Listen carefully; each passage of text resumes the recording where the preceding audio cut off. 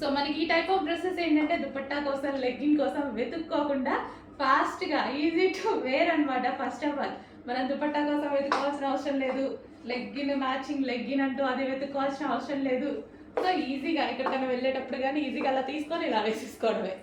Okay, complete మనకి 3 piece set అనేది ఉంటుంది. మల్టీ కలర్ కాంబినేషన్లో ఉందండి. మంచి glossy georgette item. So Naira cut item with Alia cut item. Reasonable price అయితే మీకు చాలా రీజనబుల్లో వచ్చింది విత్ బాటమ్ పాచ్.